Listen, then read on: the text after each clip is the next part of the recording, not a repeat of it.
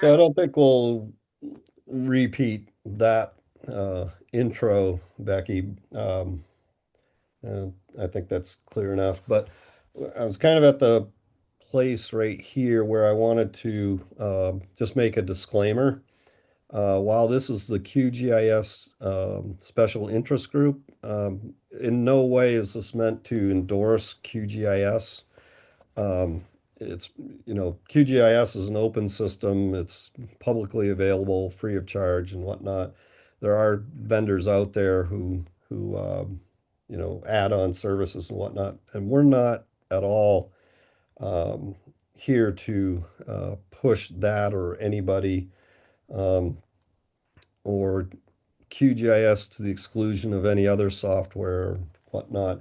This is purely in response to people's um, seeking out assistance with it, finding out more about it. I think a number of you may be like I was a few years ago. Like I knew of this thing, but you know, um, looking for information and how to get started and then how to, over time, as my skills developed, how to do more and more with it. Um, I had to do a lot of searching, and I noticed pretty immediately that, well, I could find quite a bit on the web. That doesn't necessarily replace or could be really helped by talking to other people directly that have experience. Like, I have this problem. How do I get this done with QGIS if I'm going to use that? So it's just a little disclaimer. We're not here to push QGIS. It's not an endorsement by Main GIS User Group. This is just purely meant for us users to share our knowledge and to hopefully help each other out and make our jobs, or if we're doing it recreationally as, hobbyists at home or what have you, hopefully make it easier to learn how to do different things.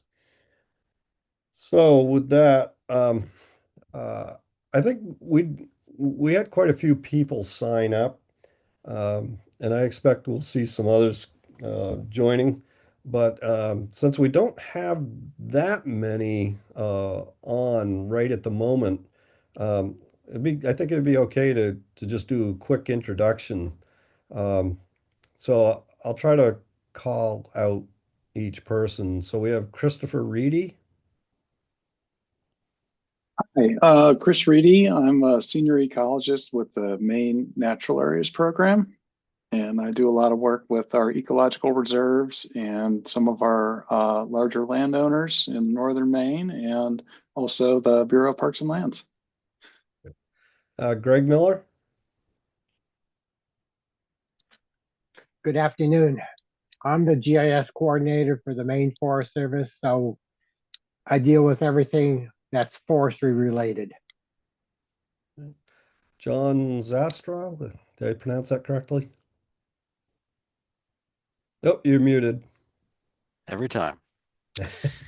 Hello, everyone. I'm John Zastro.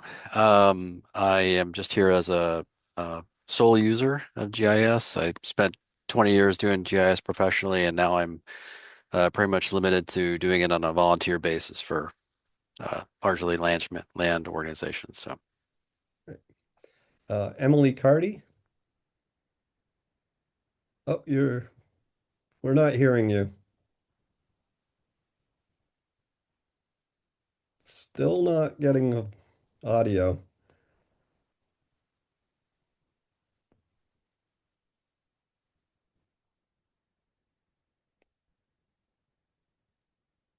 She said maybe come back to her in the chat. Okay. Jesse Miner. Yeah, hi everyone. I'm the program lead for the Maine Coastal Mapping Initiative, part of Maine Department of Marine Resources. We do seafloor and habitat mapping. Eric Doucette. Hi, I'm Eric Doucette. I'm the botanist for the Maine Natural Areas Program. Tracy Scopel. Hi, I'm Tracy Scopel. I'm the GIS manager for the the Department of Agriculture, Conservation, and Forestry, and I'm happy to see a lot of members of DACF in this meeting. Eric DeShane.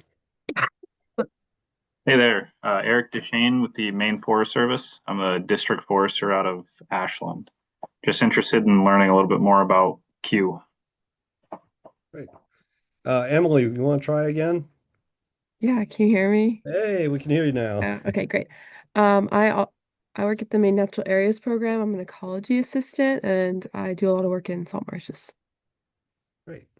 Russell Lamer or Lamer? Not sure how you pronounce it.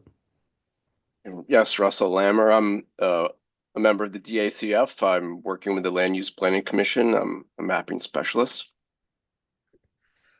Jeff Harriman.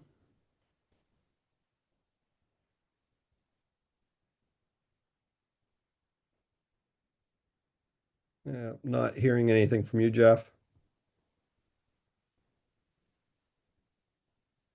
We'll go to Brian Holland. In the meantime, we'll circle back to Jeff in a moment.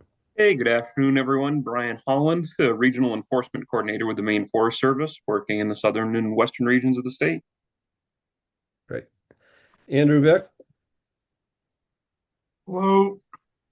I use QGIS at home to keep track of all the different varieties of apple trees my wife has. Oh, that's great. That's an interesting application. All right, Jeff Harriman, you want to try again? Can you hear me now? Yeah, we can. All right. Hi, Jeff Harriman, Maine Forest Service. I'm the Resource Management Coordinator for Forest Health and Monitoring. We were actually on our OWL here. We've got a few people listening in as we move forward through this, all trying to learn a little bit more about Q and what's available for us. Hey, great. We're going to do, just for our information, help us understand who we're talking to. I mean, we now heard you directly. We weren't planning to ask you to introduce yourselves directly, but we were just planning to do two polls. We'll go ahead and do them anyway, so we have it recorded. You want to pull up the first one? I don't know how to do that, Becky. So this first poll is just to get a sense of what your industry is. If you're other, there is an other option down there at the bottom. So if you could answer that, it'd be great.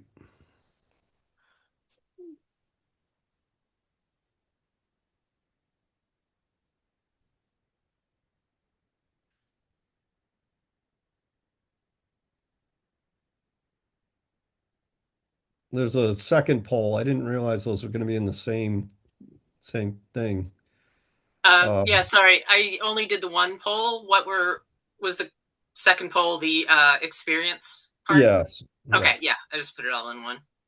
Okay. So yeah, so you'll see down the first batch are all, different industry areas. And then you get down midway, you'll see about experience or skill levels with QGIS.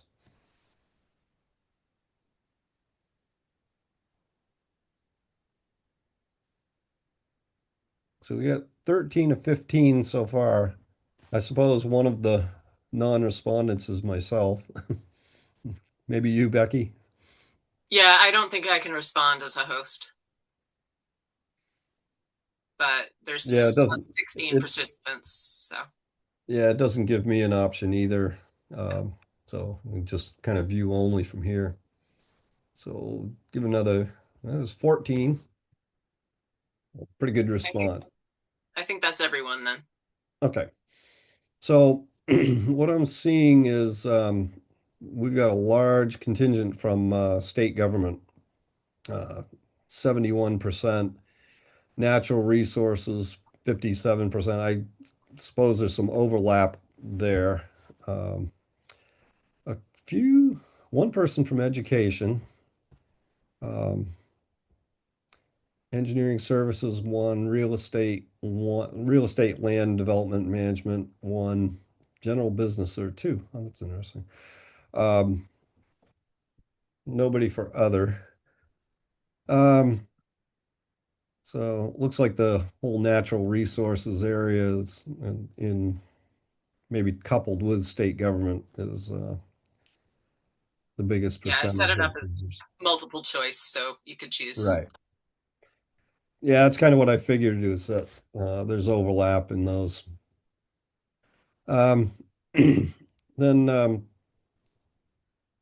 in the skill level, uh, we have 50% as none, just exploring. That really doesn't surprise me based on what we heard uh, from the respondents to the lunch and learns that we did.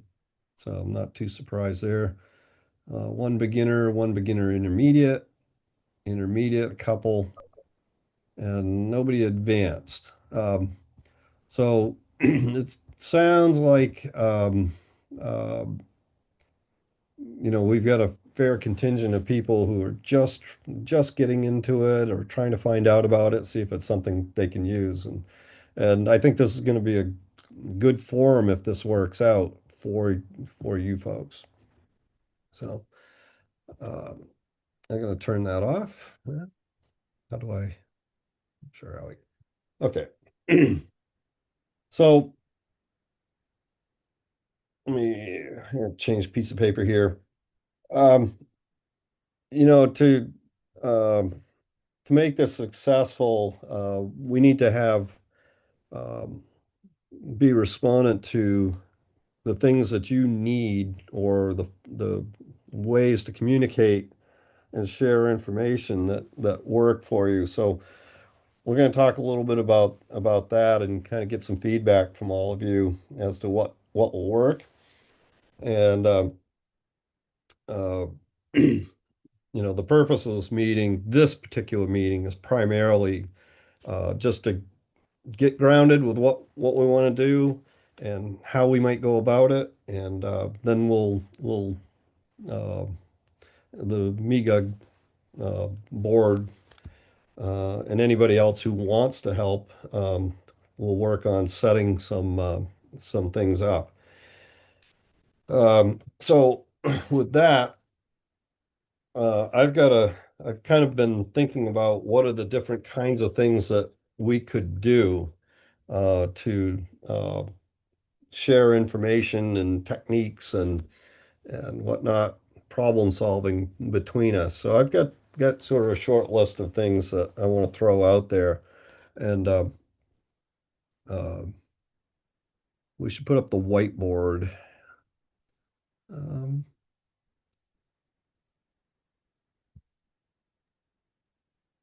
Somehow I'm having trouble getting that whiteboard out there.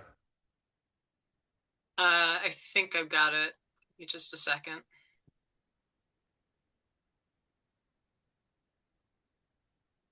Can everyone Okay. see that? Yeah, I can. Um, Becky, would you be willing to just write some of these things down as we come up with ideas and what how people respond to them? Yep, no problem. Okay, that'd be great. So these aren't in any particular order, my thoughts, and I want you all to feel welcome to come off mute and throw out your ideas and or feedback as to whether some of the things I'm going to suggest would work for you or not. That'd be really helpful. When I give presentations, I really like them to be a dialogue, that I'm not just up here talking. Um, I like to, you know, engage people directly. So absolutely feel free to break in. Tell me you want to add your thoughts on anything. It's great. So um, one of them is ask the experts. So these be sessions, whether they're in a Zoom meeting or maybe in person at in conjunction with a regular MEGUG meeting. So ask the experts. And I've done these before. In fact, did this with MEGUG way back. I think it was at the Portland Water District way back around, oh, it was 25 years ago. I mean, it was a very long time ago. Um, Maybe more than that. Where, we get a person or two, three people who at least claim they are experts and invite anybody to join who wants to pick the expert's brains and pick the brains of everybody else there. Um, Maybe you've got some unusual situation that you're trying to figure out how to do, or from things that you've seen that something can be done, but you can't find the information online as to how to do it. Um, as you all know, with GIS, and it doesn't matter whether it's QGIS or ARC or Map Info or what have you, um, these programs have a tremendous number of functions that they're capable of doing or tools that they provide. And sometimes it's just really difficult. You know it's there somewhere, but finding it can be kind of I don't want to say ordeal, but it can be frustrating sometimes to figure out, like, I know I did this once on a project and I can't remember how I did it. So things like that. We could talk, we might have uh, invited guests who might speak to some particular topic. So we might do an ask the experts about map layout and how to generate atlases and things like that. So that's one thought. Anybody have any feedback on that? If you don't want to speak, you can always throw it in the chat and just indicate whether those are the kinds of things that kind of thing would be useful. I'm Um, supportive of that. That sounds great to me.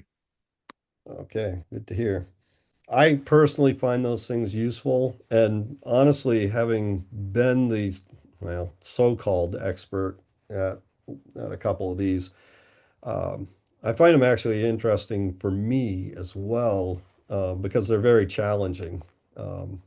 People come up with questions that you never thought about. Um, so, okay. Workshops and tutorials. These would be really more directed towards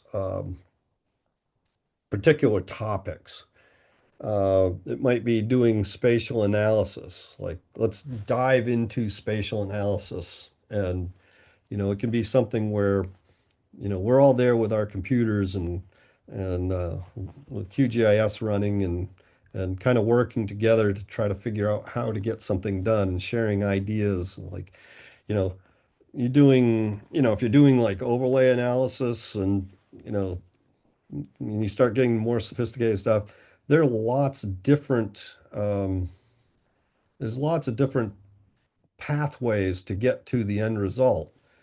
And I know from experience that I come up with something and then I'm talking to somebody else about what I did, and they say, "Oh, well, you could have done such and such." And find out that, yeah, there was actually a more straightforward way to do it, or a way that gets you something else that is also useful. So workshops and tutorials. Um, the tutorials, we've kind of been doing that a little bit already through the two lunch and learn meetings. So if people are interested in that, that would be good to know. That might also be a good option for like our spring meeting or spring conference, something, more of an in-person thing. Right. Although we could, probably stream it as well. Right. Yeah, I agree. I think you're right about that those things might work very well in person. Um, Mentoring. Um, this one actually, I cheated and Grok gave me that idea, and I hadn't thought about it, and I think it could work for certain people, um, but mentoring programs where we try to pair up people, try not to overload people with it, but there may be situations where, one person could mentor another person. Um,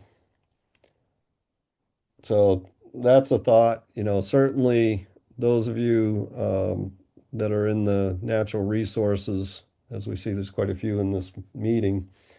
Uh, there may be opportunities there to do mentoring.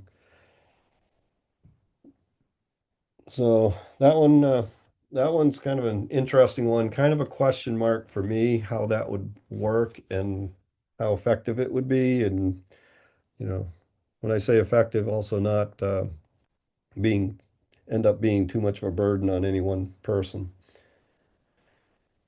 Um, Regular meetings, I personally like to see us get together on a regular basis, um, very informally, hopefully.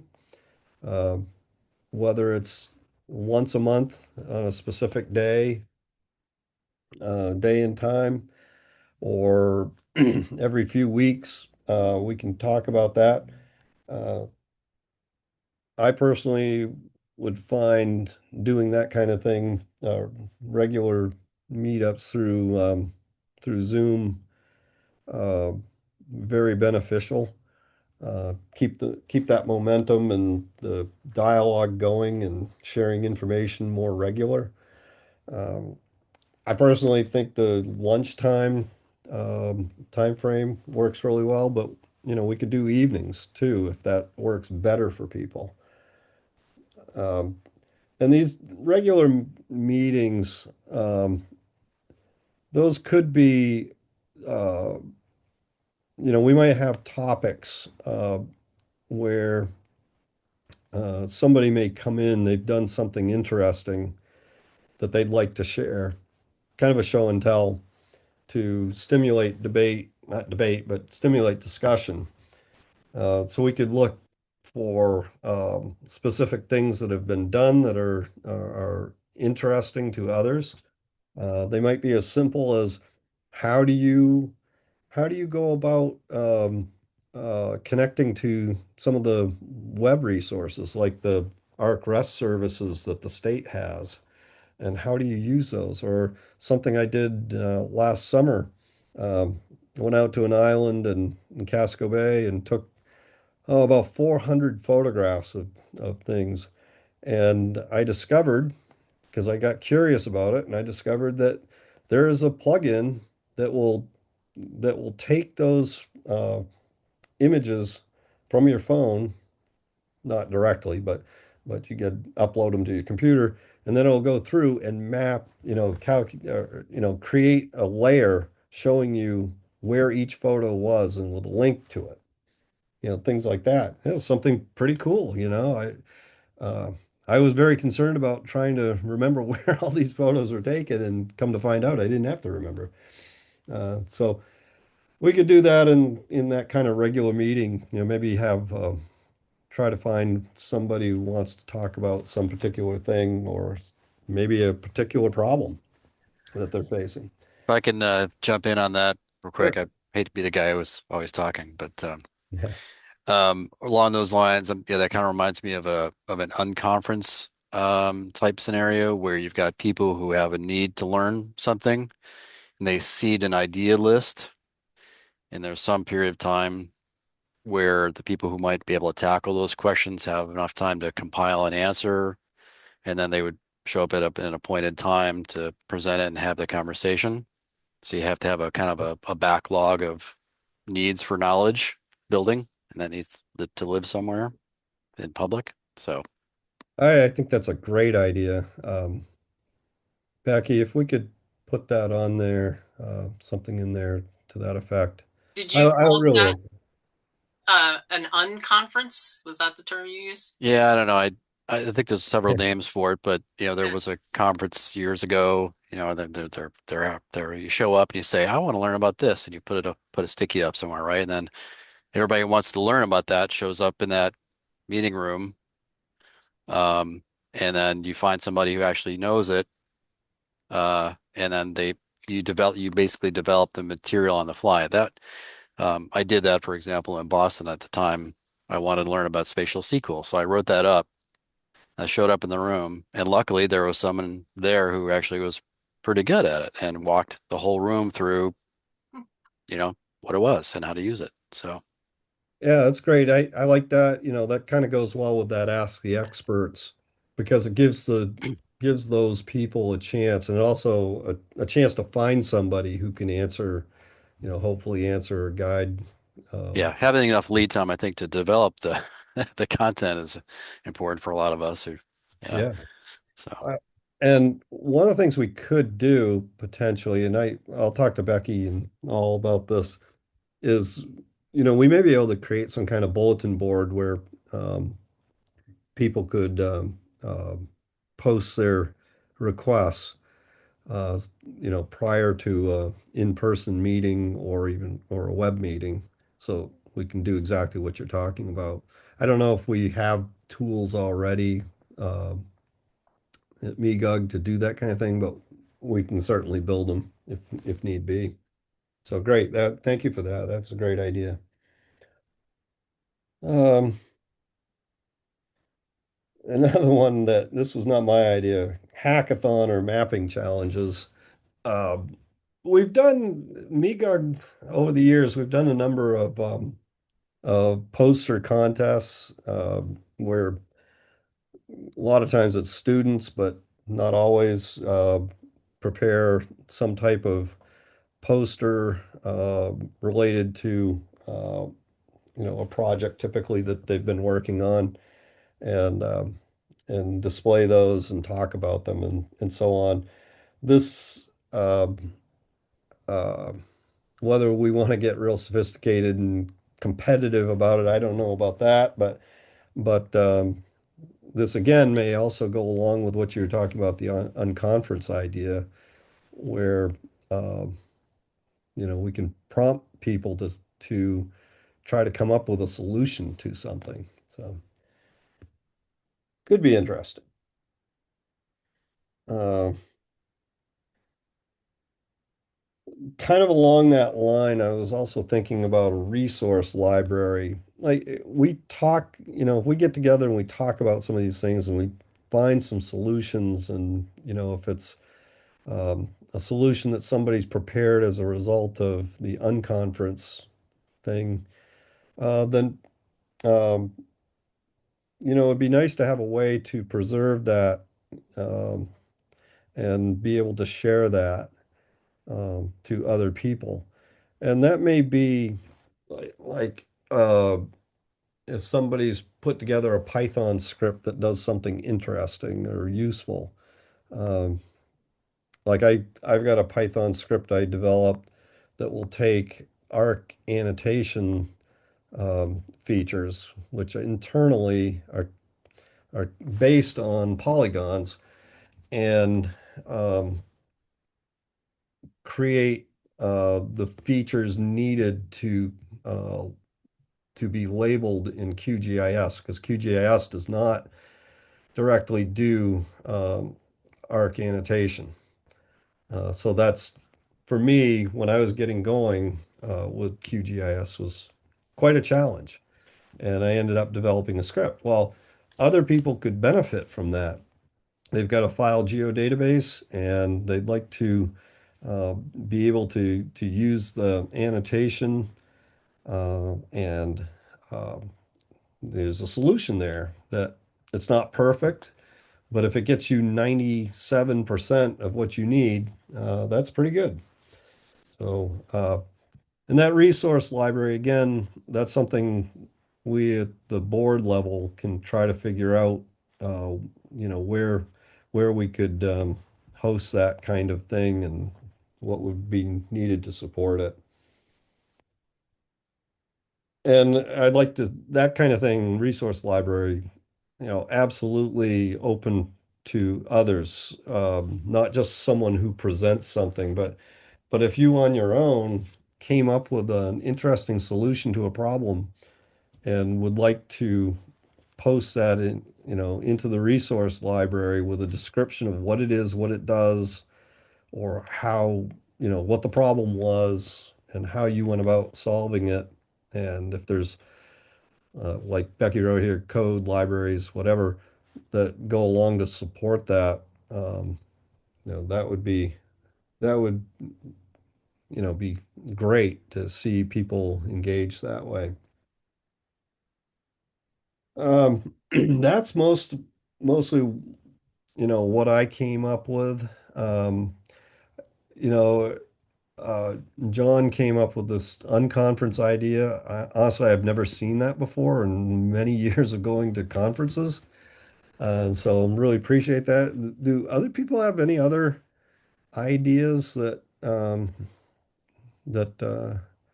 you'd like to share or like to say anything about the ones that we have listed here?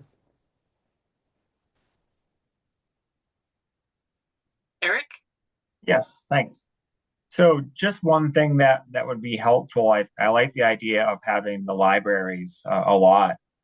If there's some sort of index to them that can tell a relatively new user like the logical order of like how to go through things, or a folder that says, these analyses are for expert users versus intermediate. So, because I often find it's hard to know, because there's tons of great resources for GIS, but it's often difficult to know if you're ready for that level. I guess is the easiest way to say that. Yeah. And kind of piggybacking on that, I would also say that we'd want to also have whoever whoever posts something like that say specifically what version of QGIS or what version of plugin they used.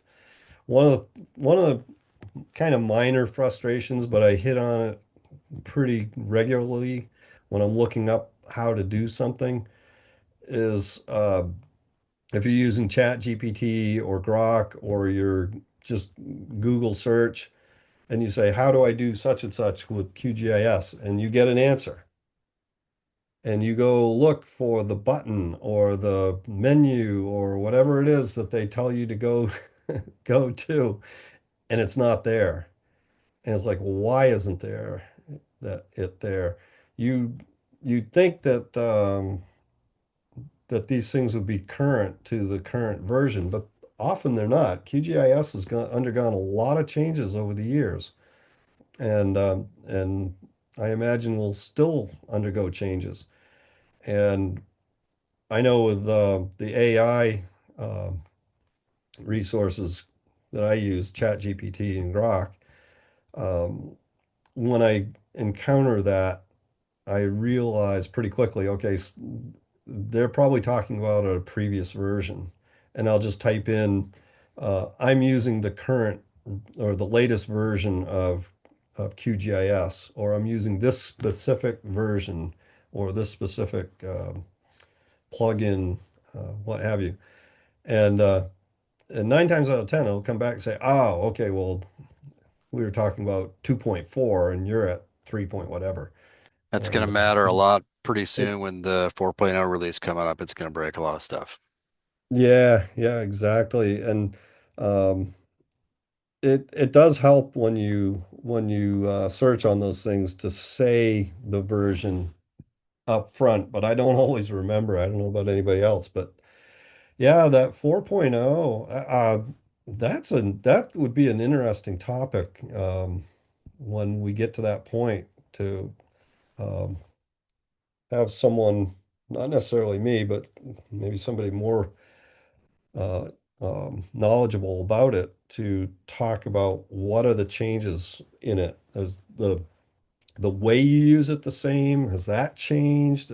Are there new tools that we should be aware of and whatnot? I think that would be a great topic for an upcoming one of these meetings when the time is right. Yeah, thanks for that. Um,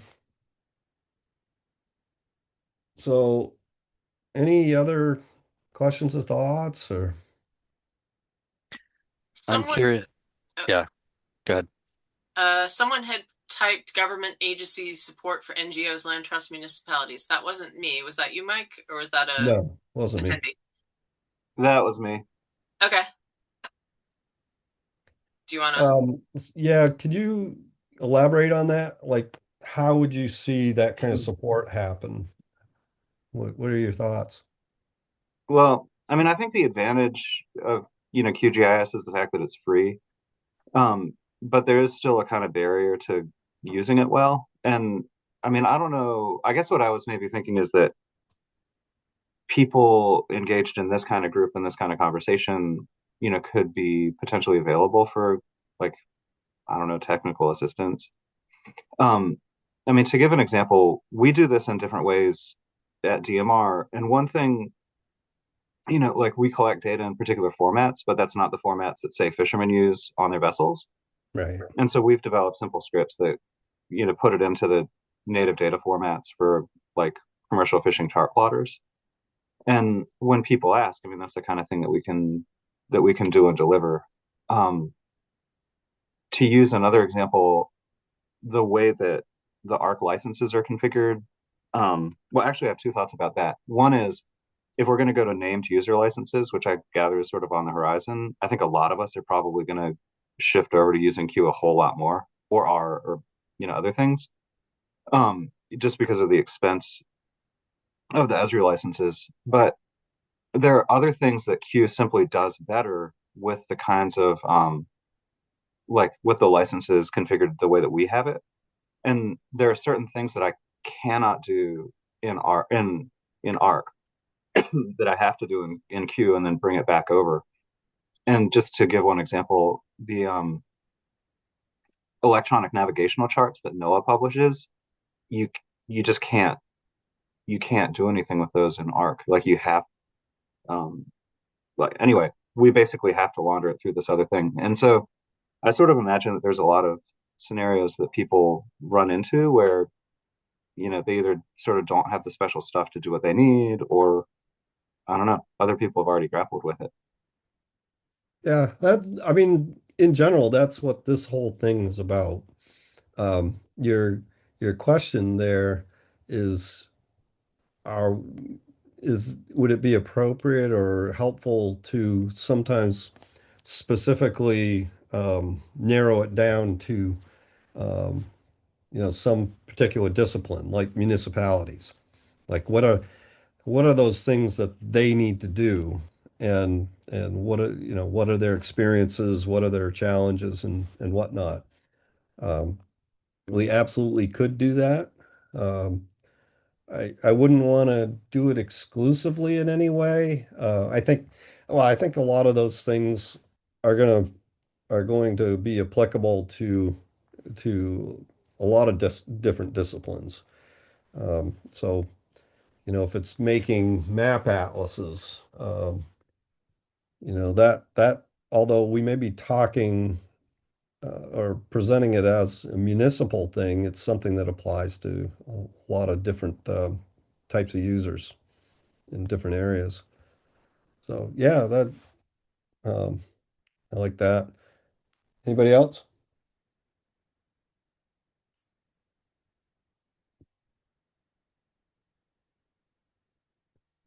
So that's mostly what I wanted to bring to you. And I've got sort of two other questions. One is, and I think if you could put this in the chat, I think this would be the best way, is just some sense of when you'd like to do these kinds of things, like a regular basis, say once a month, lunchtime, something like that. If you could put that in the chat, sort of an informal poll, and let us know, is that noontime thing good for you, bad for you? Is it better late in the day?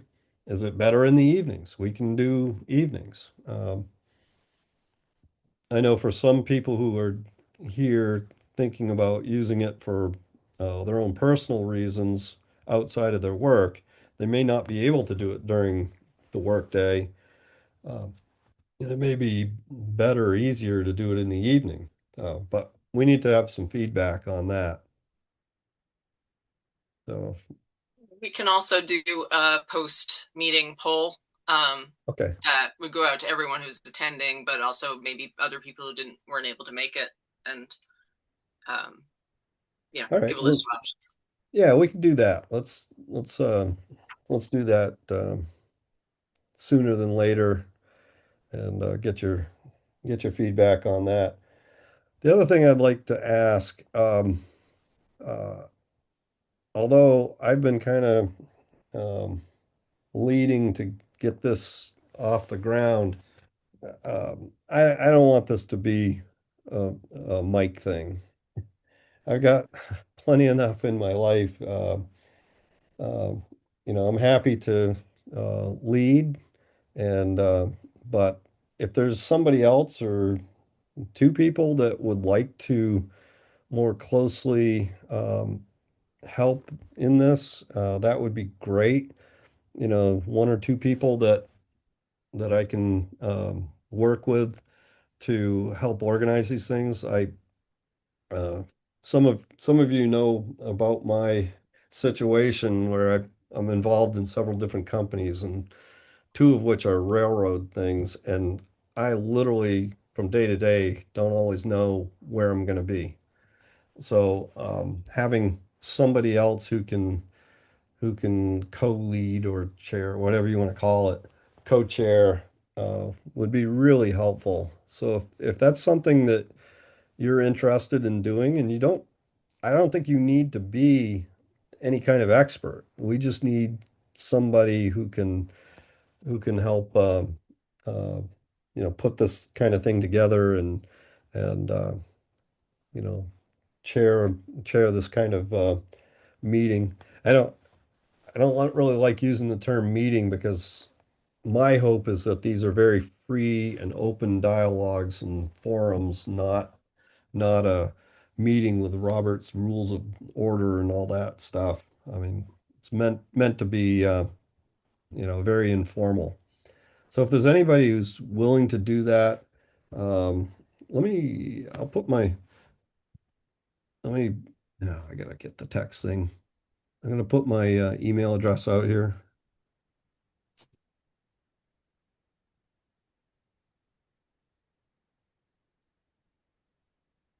I suppose I can make that bigger, can't I? I can make it bold.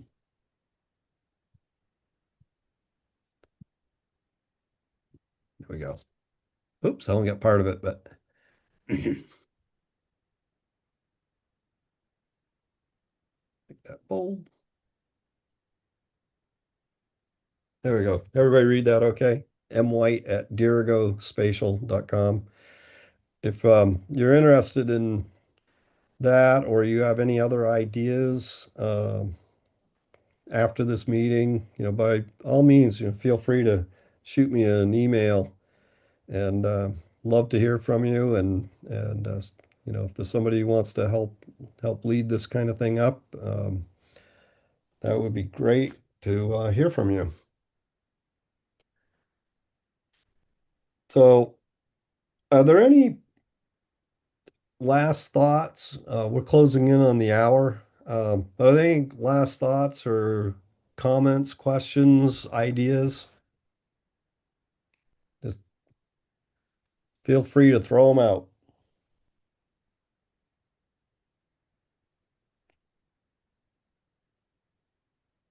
No?